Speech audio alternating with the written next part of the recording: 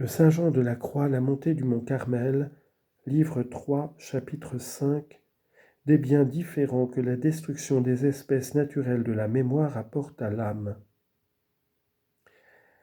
Les inconvénients que nous venons de remarquer nous font connaître, par la science des contraires, les avantages que la destruction des espèces naturelles de la mémoire procure à l'âme. En premier lieu, étant délivrée du trouble et des mouvements que les opérations de la mémoire lui causaient, elle jouit d'une paix agréable et d'une grande pureté de conscience, ce qui la dispose à la sagesse tant divine qu'humaine et à la pratique des vertus chrétiennes et morales. En second lieu, l'âme est exempte des suggestions, des tentations et des impressions du démon, qui emploie les images de la mémoire pour la tenter et pour la jeter en quelque impureté et en quelque péché, comme nous avons dit, selon le langage du prophète roi, ils ont pensé au mal et ils en ont parlé. Psaume 72, verset 8. Or, le démon n'a plus ce pouvoir lorsqu'on a détruit ses idées. Troisièmement, cet oubli prépare l'âme à recevoir les opérations et les lumières du Saint-Esprit, qui se retire, comme dit le sage, des pensées folles et impures. Sagesse, chapitre 1, verset 5. Mais quand l'homme spirituel ne recueillerait point d'autres fruits d'avoir purgé sa mémoire de ces espèces que de se délivrer de ses peines et de ses passions, il serait assurément bien récompensé, puisque d'ailleurs ces mouvements et ce trouble ne servent de rien à l'âme pour détourner les accidents qui lui arrivent, ni pour apaiser la douleur qu'elle en conçoit. C'est dans ce sens que David dit que l'homme passe par une vaine image et qu'il se trouble inutilement. Psaume 38, verset 7. Parce que le trouble ne lui peut être d'aucune utilité. De sorte que si tout le monde se renversait, ce serait en vain qu'on s'en troublerait, et l'âme en recevrait plutôt du mal que du bien.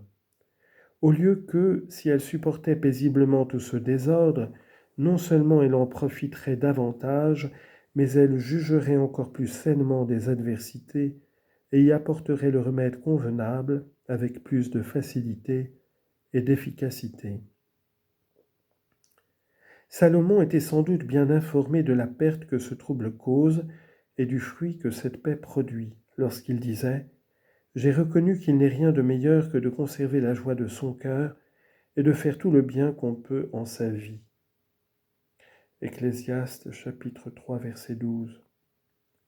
Pour nous apprendre qu'en tous les événements les plus contraires, il vaut mieux nous réjouir que nous affliger, de peur de perdre le calme de l'esprit et la douceur intérieure qui nous aident à porter patiemment la bonne et la mauvaise fortune.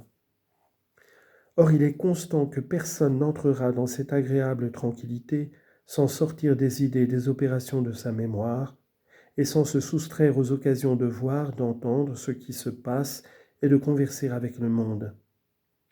Nous sommes naturellement si fragiles et si enclins aux choses extérieures qu'encore que nous nous soyons accoutumés et exercés à nous en priver, néanmoins, si nous envisageons ce que la mémoire nous présente, à peine pourrons-nous éviter la rencontre de quelque objet qui aura la force d'interrompre la paix de notre cœur, de nous jeter dans quelque fâcheuse altération, comme le prophète Jérémie craignait de l'éprouver. Je me souviendrai des créatures, dit-il, et mon âme séchera en elle-même.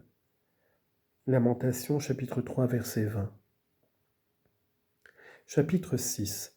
Du second genre des opérations de la mémoire, à savoir de ses connaissances imaginaires et surnaturelles.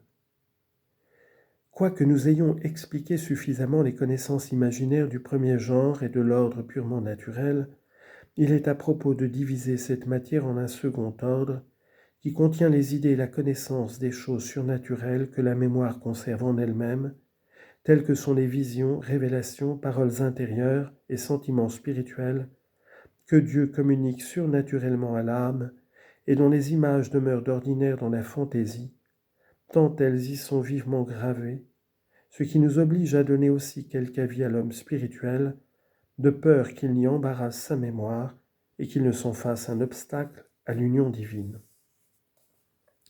Je dis donc que l'âme qui veut obtenir ce bien ne doit jamais réfléchir sur les choses claires, distinctes et particulières dont elle a eu l'expérience par une voie surnaturelle, de peur que les images n'en restent dans la mémoire.